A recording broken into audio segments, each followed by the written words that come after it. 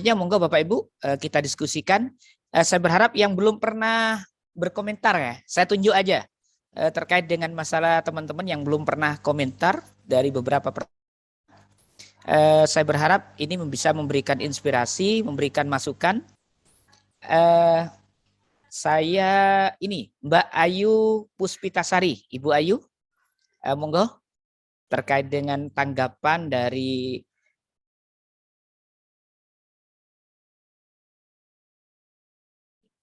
setelah Ibu Ayu, saya berharap ini Bapak Tri Herianto. Habis ini setelah itu Sahrin, Mas Sahrin, saya harap komentarnya 3 dulu. Jadi Ibu Ayu, Bapak Tri Herianto sama Pak Sahrin untuk memberikan komentar terkait dengan apa yang sudah disampaikan oleh teman-teman. Silakan. Baik, Assalamualaikum warahmatullahi wabarakatuh.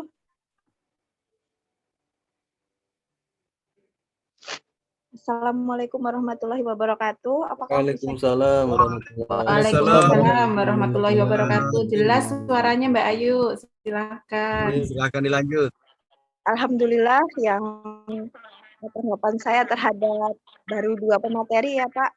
Untuk Ibu Mosi, yang satunya saya Bu Septi ya, yang tadi sudah, ya alhamdulillah sudah bagus.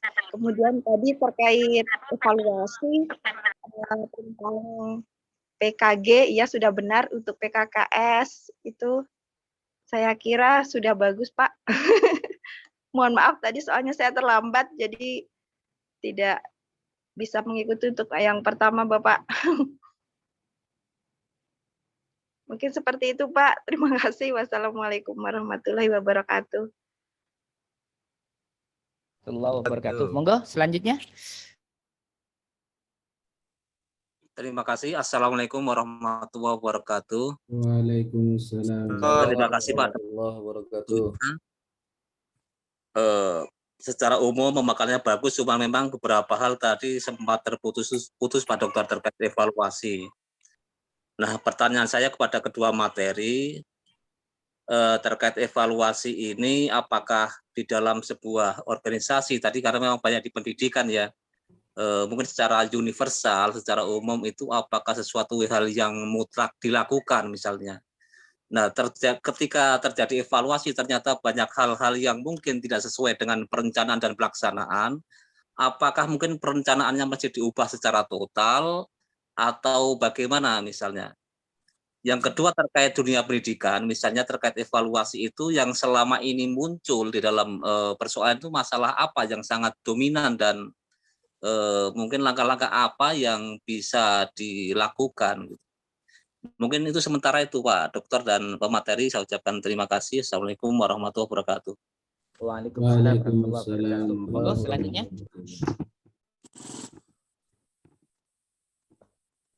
Assalamualaikum warahmatullahi wabarakatuh. Alhamdulillah. Waalaikumsalam. Masih di mes ya Pak Sarin ya? Sehat, alhamdulillah. Terima kasih Pak dosen yang telah memberi kesempatan untuk saya menanggapi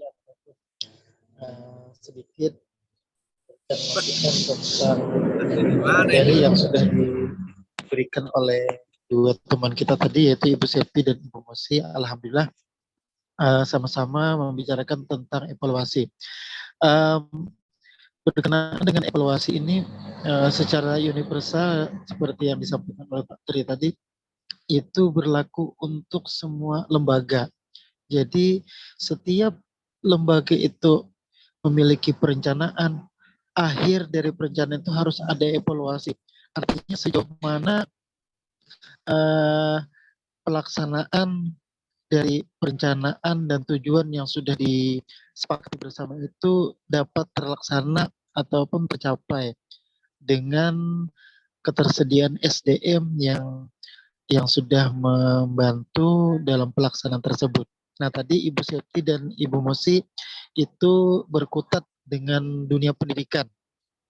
Artinya beliau berdua untuk evaluasi ini membicarakan masalah dunia pendidikan, artinya di luar dari lembaga-lembaga yang lain. Namun secara garis besarnya hampir mirip juga seperti itu, cuma untuk dunia pendidikan klasifikasi yang sudah disampaikan oleh Ibu Septi dan Ibu Mosi tadi sudah pas berkenaan dengan tujuan yang diharapkan dalam evaluasi tersebut. Menurut hemat saya, ketika penyampaian tentang evaluasi sebaiknya sedikit disinggung tentang organisasi yang di luar dari pendidikan. Jadi kita bisa membandingkan seperti apa atau segi apa atau aspek apa yang perlu kita evaluasi pada saat kita berada di sebuah organisasi, artinya di luar dari dunia pendidikan. Kalau dunia pendidikan, alhamdulillah semua peserta yang hadir malam hari ini mungkin insya Allah rata-rata mereka berasal dari dunia pendidikan semuanya, sehingga apa yang sudah disampaikan Ibu Septi dan Ibu Mosi itu pas bertepatan dengan apa yang sudah ditetapkan pada untuk melakukan evaluasi tersebut. Mungkin itu Pak dosen yang bisa saya tanggapi secara garis besarnya. Evaluasi yang sudah dilakukan itu sebenarnya adalah untuk melihat sejauh mana keberhasilan dari sebuah perencanaan yang sudah dilaksanakan secara bersama, baik itu yang sudah diputuskan oleh top manager, kemudian dilaksanakan oleh bawahan-bawahannya. Nah, akhirnya nanti di situ akan kelihatan mutu manajemennya, sampai di mana kesiapan dari lembaga tersebut untuk mensukseskan tujuan yang sudah disepakati bersama. Kalau memang ada kelebihan, maka kelebihan itu dijadikan sebagai daya jual ke masyarakat untuk menimbulkan kesan bahwa lembaga kita bisa bersaing dengan lembaga-lembaga yang lain. Dan apabila setelah evaluasi itu ada kelemahan-kelemahan yang kita dapati, maka secara bersama kita untuk lebih melihat ataupun lebih memperbaiki dari segi apa saja kekurangan-kekurangan kita, supaya kedepannya tujuan yang bisa kita harapkan itu bisa tercapai dengan baik. Mungkin itu saja Bapak dosen yang bisa saya tanggapi ataupun bisa saya beri masukan. Terima kasih. Oke, Assalamualaikum baik. warahmatullahi wabarakatuh. Waalaikumsalam warahmatullahi wabarakatuh. Ini sebelum dilanjut dipending dulu Ibu Mosi sama narasumber Mbak Septi. Ini ada Pak Sutrisno sudah masuk. Monggo Pak Sutrisno untuk mempresentasikan. Iya Pak Dokter, mohon maaf karena kondisi sangat kelelahan, kurang sehat, saya belum mempersiapkan Pak Dokter. Oke, nanti belum siap ya. Baik, berarti nanti minggu depan ya Pak Sutrisno. Pertemuan berikutnya tolong disiapkan ya, terkait dengan yang lainnya. Baik, Ibu Septi, monggo silakan ditanggapi tadi apa yang sudah disampaikan oleh teman-teman terkait dengan apa yang menjadi masukan ataupun pertanyaan dari para audien. Silakan. Baik, menanggapi dari pertanyaan dari Bapak Tri Haryanto, maaf jika salah Bapak, tadi apakah perlu melakukan sebuah evaluasi, dan yang kedua masalah apa yang sering terjadi di sekolah. Baik, evaluasi menurut saya sangat penting seperti yang dijelaskan tadi oleh Bapak Syahrin, bahwa evaluasi adalah untuk mengetahui seberapa tujuan yang sudah ditetapkan itu dapat tercapai ataukah belum. Kemudian untuk masalah yang sering terjadi di sekolah itu apa? Sebelumnya saya mohon maaf jika yang saya sampaikan nanti tidak tepat karena saya juga belum pernah mengajar di sekolah. Yang saya ketahui mungkin dari pembelajaran atau dari seorang guru mengajar di dalam kelas. meliputi dari metode atau penyampaiannya. Mungkin itu yang menjadi kendala atau yang harus menjadi evaluasi setiap tahun atau bahkan setiap saat, karena pembelajaran setiap masa itu kan akan berbeda. Jadi yang sering terjadi adalah mungkin yang kesalahan itu ya dari metode seorang guru dalam pembelajaran, seperti itu, Bapak.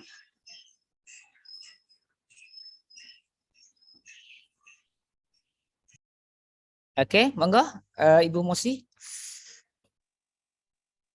Oke, menanggapi pertanyaan dari Pak Herianto tadi, sekaligus menjawab ini kritikan dan saran dari Pak Sahrin tadi, kenapa ini terfokusnya dengan pendidikan, karena memang materi yang didapat tentang evaluasi pendidikan, dan kami juga mohon maaf mungkin tidak terfikirkan untuk membahas tentang evaluasi mengenai organisasi maupun hal yang lainnya. Tapi menurut saya menyangkut pertanyaan Ibu Mosi, mohon maaf, tadi yang perlu diperdalam tadi tuh teori-teori CIPP ya, itu mungkin bisa dijelaskan secara detail karena itu mungkin ada hal yang baru bagi teman-teman, kemudian dikaitkan dengan madrasah atau sekolah. Jadi itu adalah hal yang menarik yang slide ke-4 kalau nggak keliru ya, slide 4 atau 5 itu bisa disampaikan karena itu merupakan hal baru bagi dunia kepengawasan juga, dunia manajemen dan seterusnya. Yang ini ya Pak? Itu Ibu, itu. Evaluasi makro itu ada sisi IP yang terdiri dari konteks, input, proses evaluation, dan product evaluation. Nah, itu berorientasi untuk mengambil keputusan. Jadi kan itu termasuk dalam evaluasi makro.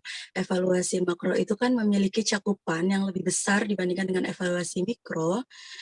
Yang dimaksud dengan konteks evaluation itu biasanya kita evaluasi berdasarkan dengan apa yang tertera gitu, apa yang tertulis. Kemudian input evaluation itu biasanya kita mengevaluasi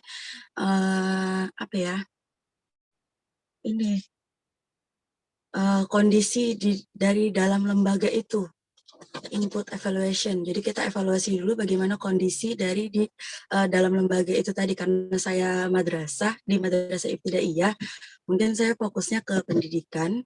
Kemudian ada proses evaluation, kita mengevaluasi prosesnya saat kita udah merencanakan, menyusun apa-apa saja yang harus kita evaluasi, kemudian mengetahui kondisi lapangannya bagaimana, pasti kita melakukan proses, kita laksanakan gitu, supaya kita tahu evaluasinya nanti akan hasil pelaksanaan itu tadi kita simpulkan dan kita evaluasi apa saja yang kita sudah lakukan terhadap peserta didik dari segi pengajaran, pembelajaran maupun kegiatan-kegiatan sekolah gitu. Jadi evaluasi makro itu dia lebih ke lembaganya lebih luas, Pak. Kalau misalnya evaluasi mikro tadi kan yang pertama itu ada evaluasi mikro, ini evaluasi sumatif, formatif, dan penempatan. Ini adalah evaluasi dari seorang guru ke siswa gitu, proses pembelajarannya. Nah, sedangkan kalau evaluasi makro itu lebih ke lembaganya, bisa juga ke lembaga maupun kepala madrasah atau kepala sekolah dan tenaga-tenaga kerjanya, tenaga pendidiknya tuh.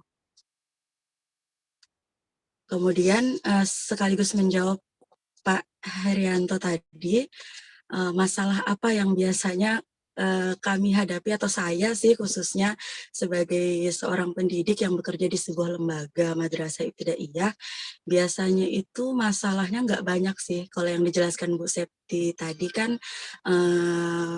masalahnya terdapat di, mohon maaf, mungkin tadi metode ya yang dijelaskan Mbak Septi, atau proses pembelajarannya lah. Tapi kalau menurut saya pribadi, mungkin kan semua guru merasa masalahnya berbeda-beda, tapi kalau untuk saya pribadi, mungkin masalahnya bukan masalah sih sebenarnya, lebih ke kendalanya aja saat ada informasi, mohon maaf banget, kalau pengawas mau datang atau supervisi, itu biasanya yang bukan masalah sih, lebih ke, aduh ini RPP belum siap. Jujur aja nih, kadang-kadang kita ngajar juga tanpa RPP. Jadi kadang kalau ngajar itu, kalau ada tahu tanggal sekian ada pengawas mau datang, itu udah sibuk mempersiapkan ini itunya. Itu aja sih kendalanya paling. Kemudian kurikulumnya kadang ini kan tahu-tahu berubah jadi K13 gitu. Belum ada sosialisasi tentang K13. Kan beberapa sekolah itu belum ada pelaksanaan sosialisasinya, tapi sekolah kami sudah harus menggunakan itu. Jadi kendalanya tuh di situ aja, kita harus mempelajari secara mandiri tentang apa itu K13. Kemudian kendala lainnya lagi mungkin penilaian rapot.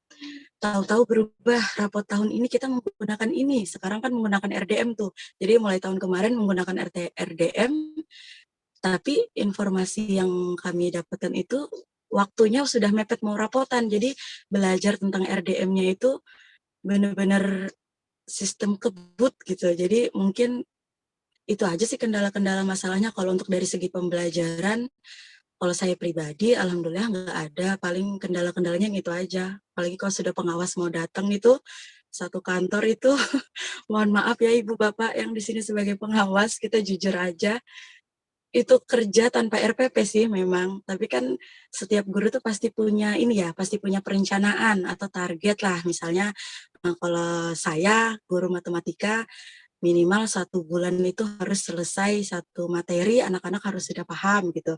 Atau kalau yang tematik biasanya yang per tema 1 bulan 1 tema, kan pasti ada target gitu, walaupun kita belum buat RPP-nya. Jadi yang bikin masalahnya, bukan masalah sih, kendala aja, sistem kebutnya kalau sudah kabar pengawas mau datang, itu aja sih. Itu mungkin dari saya Pak, kurang lebihnya mohon maaf, mungkin bisa ditambahkan dari Ibu Bapak yang lain mungkin yang lebih berpengalaman, khususnya para pengawas-pengawas madrasah. Terima kasih. Oke, baik, terima kasih. Ini ada usulan dari Ibu Eka. Ibu Ika Astuti, silakan. Silakan. Baik, terima kasih Bapak. Assalamualaikum warahmatullahi wabarakatuh. Waalaikumsalam warahmatullahi wabarakatuh. Menarik deh malam ini mengenai evaluasi. Saya coba membantu menguraikan apa yang disampaikan Mbak Mosi tadi. Biasanya kalau kita mau melakukan sebuah perencanaan, jadi mohon maaf Pak, ini agak berisik karena saya lagi di jalan.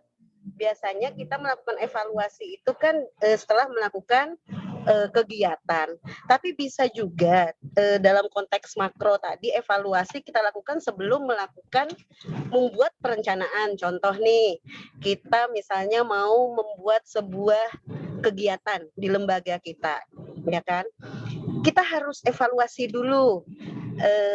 Contoh misalnya lokasinya seperti apa.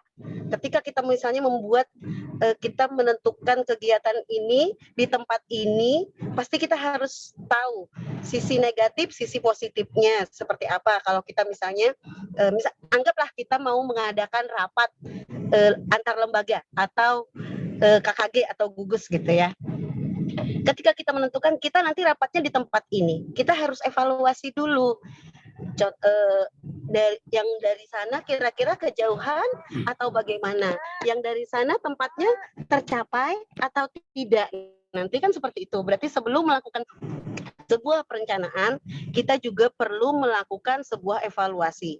Kemudian bentuk kegiatannya seperti apa? Kita evaluasi dulu. Kalau bentuk kegiatannya seperti ini, nanti hasilnya seperti apa? Kalau seperti ini, hasilnya seperti apa? Kemudian metode yang kita gunakan apa? Kalau misalnya kita menggunakan metode seperti ini, hasilnya seperti apa?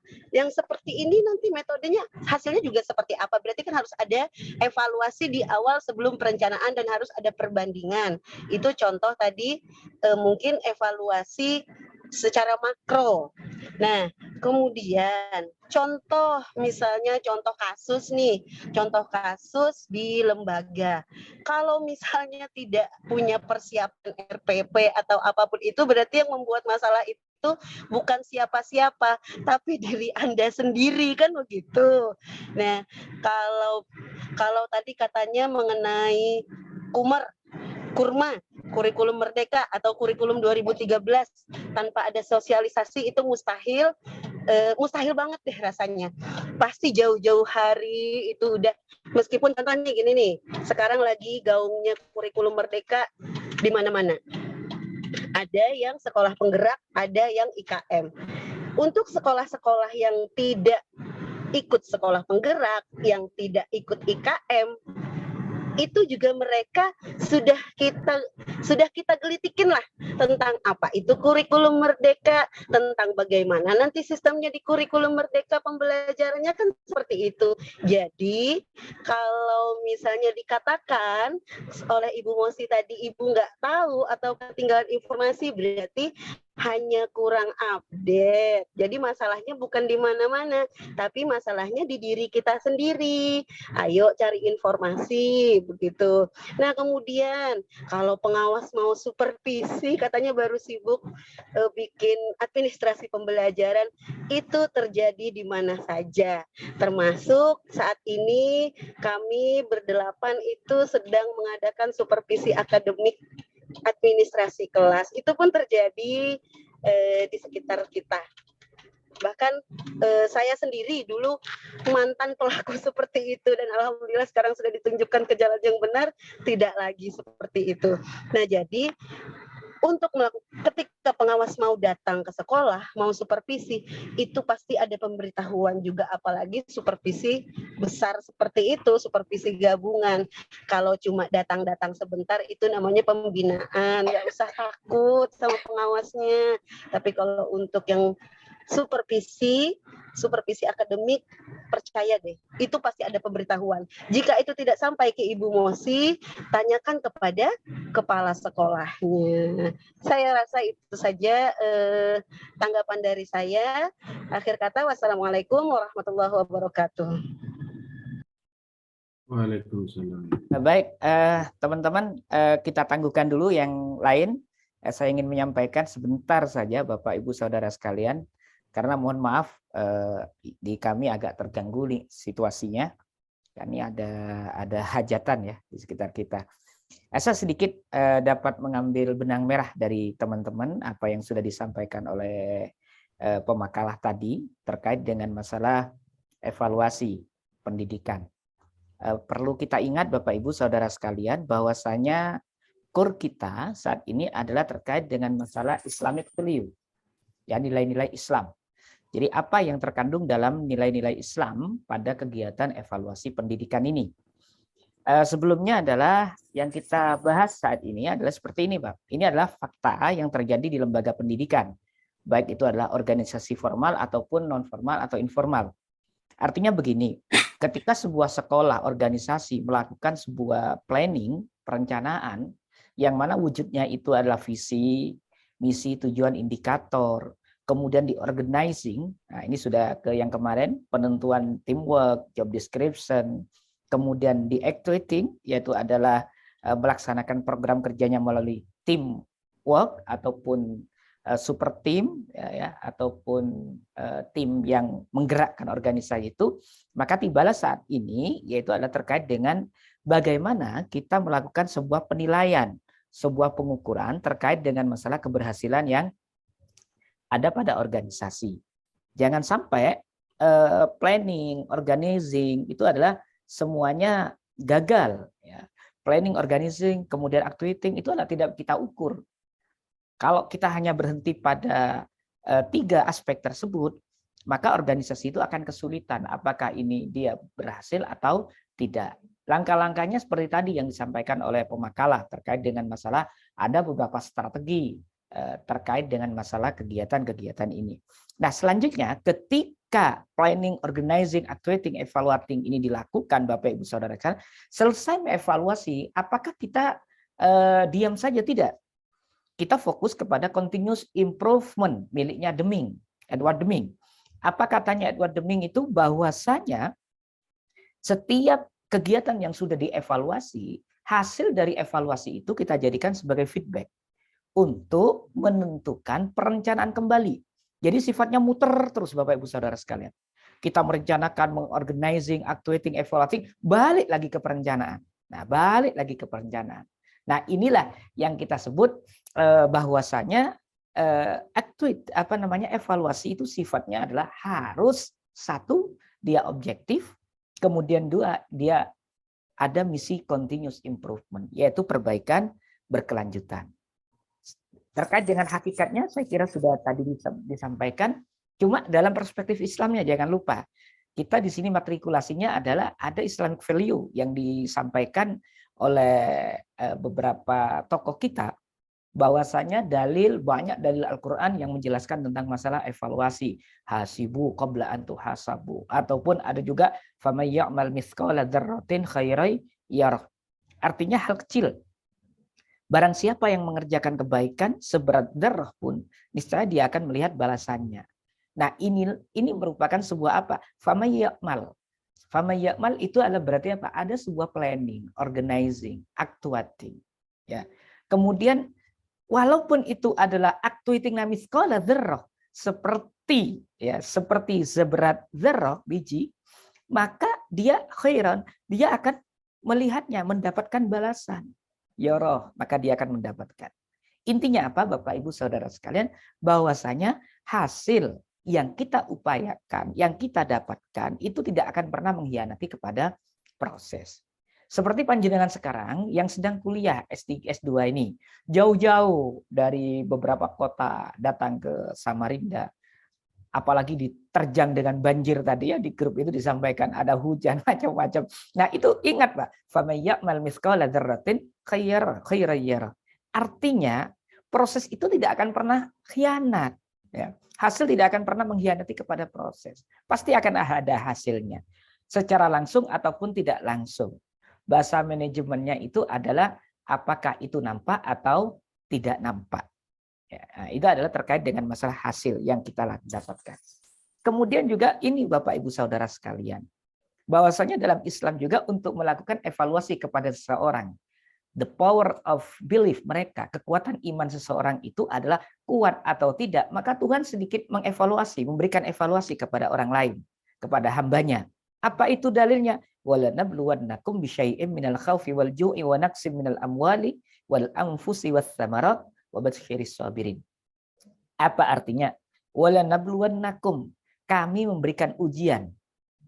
Bisyai'in, hanya dengan sedikit Bapak Ibu Saudara sekalian. Bayangkan, Tuhan telah memberikan nikmat kepada kita, sudah memberikan perencanaan, kita diberikan perencanaan hidup, kemudian kita sudah organizing hidup, kemudian kita action dalam hidup kita, maka oleh Allah walanabluwannakum, bisanya disisipi oleh Tuhan kita bahwasanya saya ingin memberikan apa? Memberikan ujian kepada manusia bisyai'in. Ai qalil, sedikit ya, sedikit hanya dari apa? Minal khaufi, dari rasa takut. Jadi takut itu Bapak Ibu Saudara sekalian merupakan sebuah ujian. Apakah takut jatuh, takut bangkrut, takut jabatannya hancur, ya, atau dia takut miskin, semuanya ketakutan, takut mati macam-macam, takut kehilangan pasangan, takut macam-macam Bapak Ibu Saudara. Itu bukti apa? Bahwasanya manusia itu mampu survive enggak? Dia mampu bisa sustainable apa enggak dalam hidupnya ketika sama Allah diuji dengan sesuatu. Ini baru satu khauf. Kemudian walju, lapar, rasa lapar seperti puasa. Wa naqsim minal amwal, harta kita kurang sedikit, kerugian, bangkrut, atau tekor, ditipu orang. Itu kan wa naqsim minal amwal, sedikit saja. Goyah enggak imannya? Pindah agama enggak dia? Dekat sama enggak? Wal anfusi, ada juga orang yang meninggal, saudara kita yang hilang.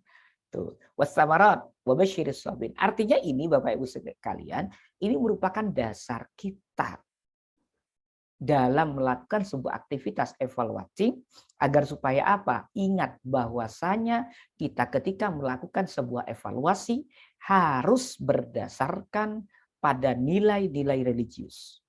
Nilai-nilai religius artinya apa? Yang dievaluasi itu terukur. Makanya terukur. Sama dengan begini Bapak Ibu sekalian.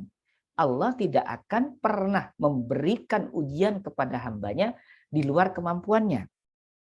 Kan itu Pak. Itu kan evaluasi kan. Artinya apa? Manusia itu sudah sesuai dengan kadarnya katanya Allah.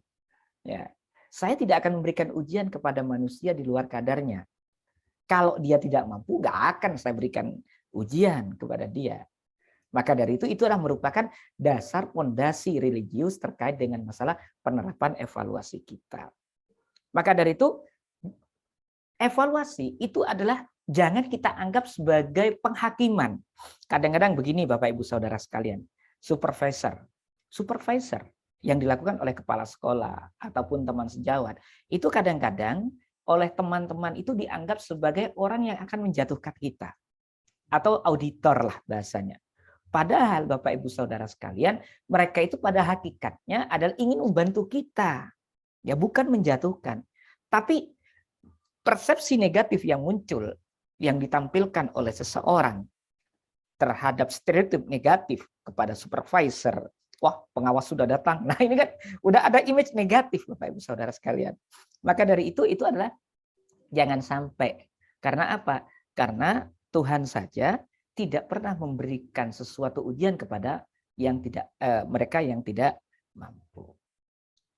Karena apa saudara sekalian? Sesuatu hasil nilai baik ataupun buruk itu adalah pasti akan ada manfaatnya. Rabbana ma khalaqta hadza batilan.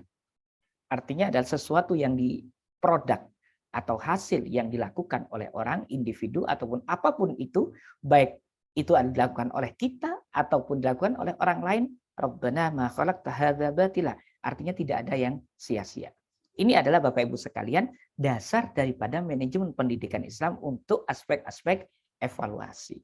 Maka dari itu pentinglah bagi kita untuk melakukan sebuah pengukuran diri, penilaian diri, evaluasi diri, pengukuran diri itu adalah perlu dalam setiap apa? Dalam setiap aktivitas, baik dalam organisasi ataupun dalam kegiatan-kegiatan lainnya.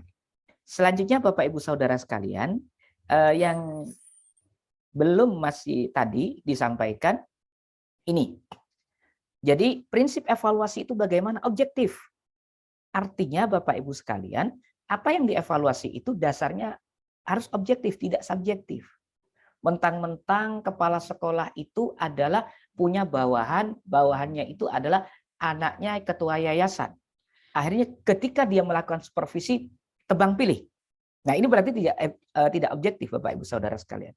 Sehingga bias pribadi evaluator itu sangat nampak. Kemudian evaluasi sifatnya menyeluruh. Artinya menyeluruh dilakukan kepada aspek-aspek semuanya. Kalau untuk guru, Anda melakukan supervisi, lengkap aspek-aspek yang disupervisi. Mulai dari bagaimana guru membuat perencanaan, bagaimana dia membuka pembelajaran, kemudian actionnya, kemudian menutup. Itu Pak, kan lengkap, menyeluruh. Sama juga ketika kita mau mengevaluasi mutu, itu bermutu apa tidak, sudah lengkap, ada SOP-nya, sudah lengkap, ada indikatornya, ada landasannya, dan seterusnya. Nah, yang paling penting Bapak Ibu Saudara sekalian, evaluasi itu harus memiliki prinsip kriteris. Menggunakan kriteria-kriteria. Ada PAP, ada PAN. Pernah dengar Pak, PAP sama PAN ini ya? Apa PAP? Jadi PAP ini Bapak Ibu Saudara sekalian adalah penilaian acuan patokan. Kalau PAN, penilaian acuan norma. Jadi apa PAP itu? Jadi penilaian acuan patokan. Patokan misalnya 80, 90, 85. Kalau di raport itu Bapak Ibu ya. Jadi itu namanya PAP. Penilaian acuan patokan. Kalau PAN itu misalnya 80, kita tulis baik. Nah kata-kata baik, kurang itu PAN. Penilaian acuan norma. Dan itu adalah harus didasarkan pada standar-standar baku yang terjadi di lapangan. Selanjutnya Bapak Ibu Saudara sekalian, evaluasi harus ada prinsip kegunaan dan juga prinsip kesinambungan. Nah, satu hal ini Bapak Ibu Saudara sekalian saya sampaikan, ini merupakan disertasi saya. Apa saja yang dievaluasi dalam lembaga pendidikan atau organisasi? Wujudnya, Pak. Nah, ini saya melakukan sebuah penelitian riset pada 2 lembaga pendidikan unggulan. Ternyata ada teori yang disampaikan oleh Robert Kaplan bahwasanya untuk mengukur kinerja organisasi yang ada di dalamnya efektif atau tidak efektif setidaknya berdasarkan pada 4 poin. Poin yang pertama atau kita kenal dengan perspektif BSC, Balance Scorecard. Ini mungkin orang ekonomi yang kemarin siapa yang berangkat dari ekonomi bisnis itu. Nah, jadi perspektif Balance Scorecard atau BSC ini ternyata sangat ampuh untuk mengukur kinerja organisasi pada lembaga pendidikan, lembaga apapun itu, Pak, keluarga ataupun apa. Yang pertama, perspektif finansial. Apa makna dari perspektif finansial ini? Bahwasanya apakah keuangan yang kita keluarkan untuk kepentingan organisasi berbanding sama atau justru berbanding terbalik dengan apa yang kita dapatkan. Gitu, Pak ya. Jadi sama dengan begini, siswa ketika dia bayar SPP 1 bulan 100.000, apakah yang dia dapatkan itu berbanding sama atau justru mereka merasa rugi? Sebaliknya Bapak, ketika panjenengan jadi kepala sekolah, ketika menggaji waka kurikulum atau guru 1 bulan 1 juta, apakah itu berbanding sama apa yang Anda keluarkan dengan apa yang kita harapkan? Harapan panjenengan misalnya, saya mengangkat tukang kebun itu tujuannya apa? Agar sekolah ini bersih. Maka saya gaji dia 500.000 per bulan.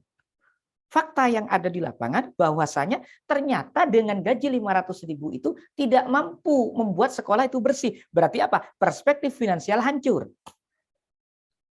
Sama juga kalau dalam keluarga, saya kasih istri saya 1 bulan 2 juta. Agar supaya apa? Pokoknya rumah beres semuanya. Makan harian aman, semuanya pokoknya aman. Tapi Pak, dengan 2 juta ternyata habis dalam 1 minggu. Nah ini berarti apa? Tidak efektif. Hal yang harus dievaluasi, there is something wrong. Ada banyak hal yang salah terkait dengan perspektif finansial ini. Kemudian yang kedua Bapak Ibu Saudara sekalian. Jadi perspektif finansial itu adalah mengukur apakah dana yang kita keluarkan itu seimbang dengan apa yang kita dapatkan. Kemudian yang kedua yaitu perspektif konsumen atau customer. Bapak Ibu Saudara sekalian, customer is the king. Pelanggan itu adalah merupakan raja. Nah, dalam perspektif ini yang harus kita pahami adalah apakah produk yang kita berikan kepada customer sudah bisa diterima dengan baik oleh mereka atau justru customer tidak puas kepada kita.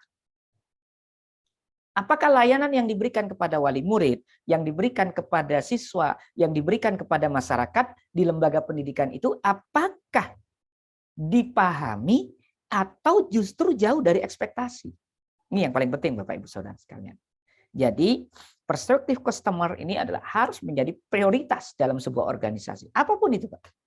Organisasi, lembaga pendidikan, politik, keluarga. Nah misalnya Ustadz Muhsin, siapa customernya Ustadz Muhsin? Ya istri panjenengan Pak. Siapa customernya juga? Anak panjenengan. Itu dalam keluarga. Maka kita harus mampu memuaskan customer. Ya, akhirnya muncul yang namanya customer satisfaction, kepuasan pelanggan.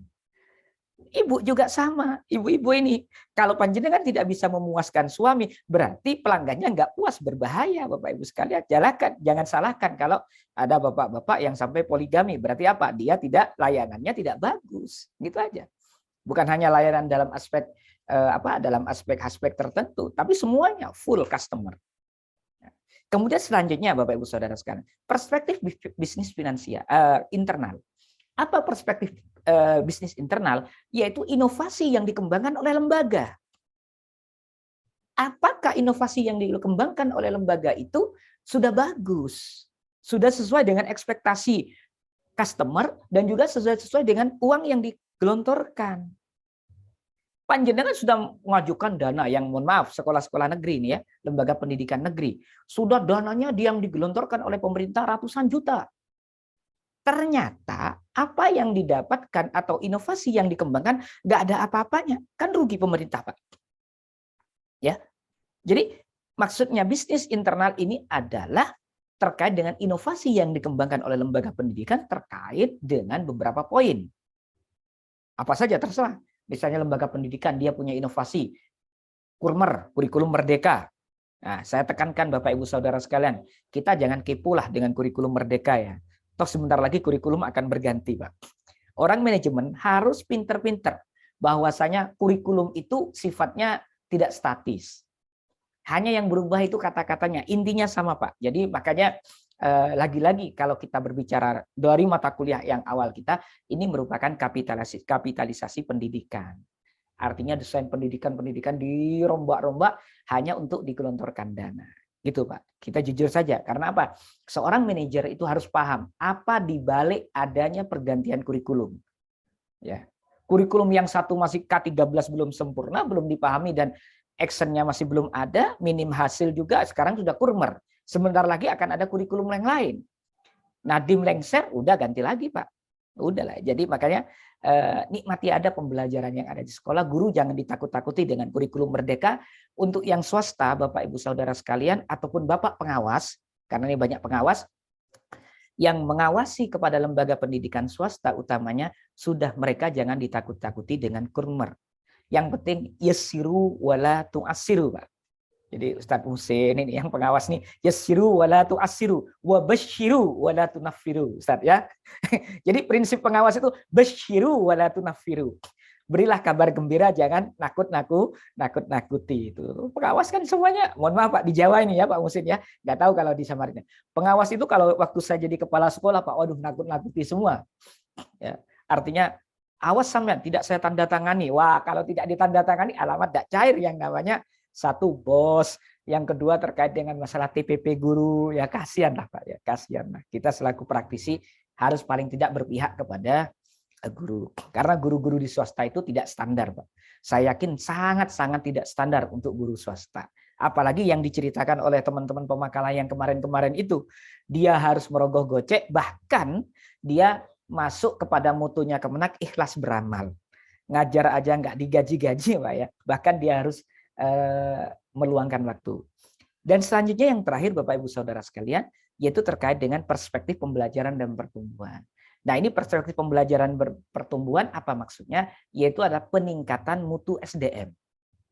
Sumber daya yang dikelola harus bisa dimanfaatkan dan dikembangkan serta bisa dimanage dengan baik untuk kepentingan kemajuan madrasah atau sekolah. Nah, inilah Bapak Ibu 4 perspektif yang bisa diukur oleh panjenengan semua ketika kita mau melakukan sebuah evaluasi atau pengukuran. Pak, apakah bisa ini dijadikan sebagai pengukuran kualitatif ataupun kuantitatif? Sangat bisa. Karena dua ini pasti akan jatuh pada ranah kuantitatif, jatuh juga pada ranah kualitatif. Intinya, Bapak Ibu sekalian, kriteria-kriteria yang ada tadi itu dijadikan sebagai landasan untuk mengukur sejauh mana efektivitas dari perencanaan, organizing, kemudian actuating yang telah dilakukan oleh kepala sekolah ataupun oleh pimpinan atau manajer. Bapak Ibu sekalian yang berbahagia, terkait dengan ini saya sedikit aja menyampaikan rangkuman dari teman-teman tadi secara teoritis sehingga apa yang disampaikan ini bisa memberikan inspirasi kepada Bapak Ibu sekalian untuk melakukan sebuah evaluasi yang menyeluruh, objektif, dan juga dengan prinsip-prinsip kriteris. Itu saja Bapak Ibu yang dapat saya sampaikan.